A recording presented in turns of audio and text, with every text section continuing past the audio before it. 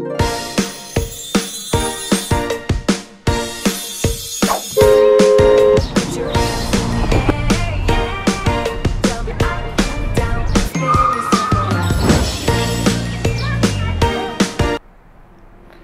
fruits and vegetables are different. Most people think that fruits grow on trees. They taste sweet, and people do not need to cook them. People also usually believe that vegetables grow in or near the ground, and they are not usually sweet. In addition, they say that we can eat vegetables raw, but people normally cook them.